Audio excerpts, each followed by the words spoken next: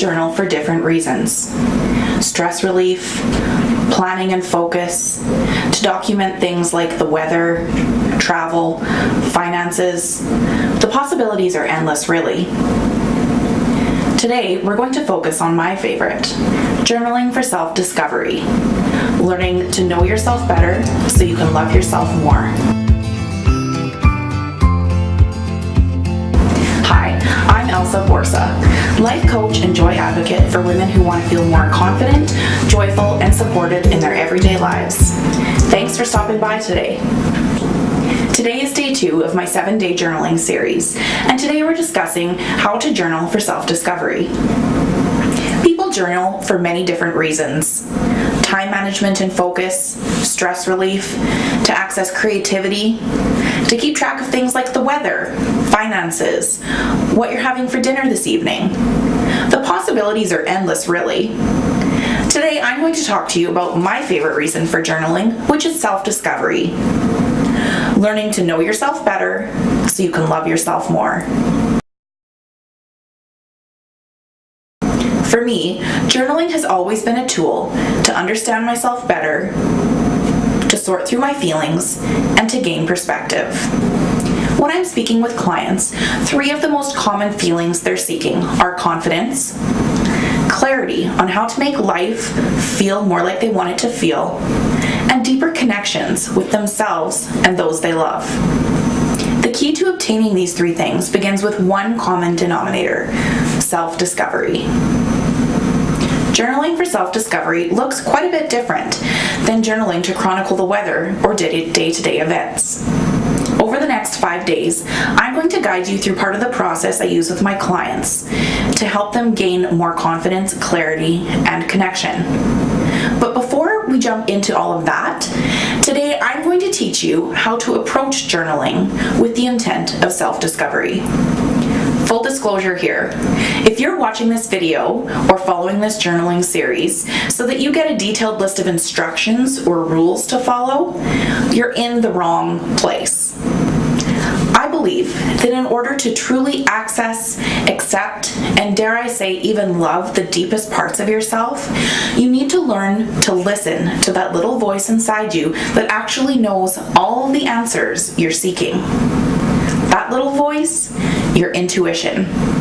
Each time you sit down to journal, I want you to really focus on how you're feeling, and I want you to really learn to pay attention to the words that just pop into your head. If you're anything like the majority of people, you've become quite disconnected from the voice inside of you, and I'm here to help you change that. So, using your intuition to help guide the words you write in your journal.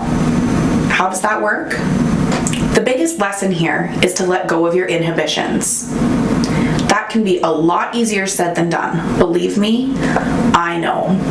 To practice letting go of your inhibitions, when you sit down to journal, if a thought pops into your head, I want you to write it down. No matter what the thought may be, if your mind starts to wander, if you start thinking about your to-do list, or you start dreaming off into the future, I want you to write all those things down. Don't judge your thoughts or worry about whether or not they make sense or if they're on topic. Just write them down, every single one. This might seem a little scattered or nonsensical at first, but actually it helps you to accomplish 2 things. 1, it helps you learn to start hearing that voice deep inside you and start paying attention to it. And number 2, it helps you learn to get out of your own way. We're so used to censoring our thoughts and desires that we often disregard them, judging them as being unimportant, unrealistic, or inappropriate before we've even had a chance to become conscious of them. So why does self-discovery matter? In short, it matters because you matter. In order to really love ourselves and to really live in a way that's true to ourselves, we need to understand what goes on deep within us and what motivates us to take the actions we do. Let's do a quick recap. In In order to get the most out of your journaling adventure, you need to learn to be guided by your intuition, that little voice deep inside that actually knows quite a lot. To learn to hear this voice and to get accustomed to trusting it, you need to make a conscious effort to let go of your inhibitions. To practice this in your journal, you can practice writing down whatever thoughts pop into your head, uncensored. This practice can help you learn to actually hear your inner voice and to start regarding your thoughts and desires as important and worthy of consideration. If you feel called to do so, your food for thought to journal on today if you wish, and remember, it's optional as always, is number 1, what is your biggest hesitation as you sit down to journal today? And number 2, how do you feel about having no rules? Does it make you really uncomfortable? Or does it make you feel like you're more in your element? Thank you so much for joining me today. I hope I've inspired you to pull out your journal and your pen and get writing. If you've enjoyed this video, make sure to give it a like and hit that subscribe button so that you get notified whenever I release a new video. Also, let me know in the comments, is following your intuition something totally foreign to you, or are you accustomed to letting your inner voice guide you?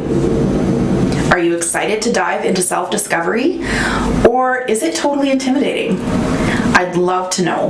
We're all in different spots, and I'd love to hear where you're at. Stay tuned tomorrow for video number 3 of this journaling series. Tomorrow we're going to dive into who you are and why exploring who you are actually really matters.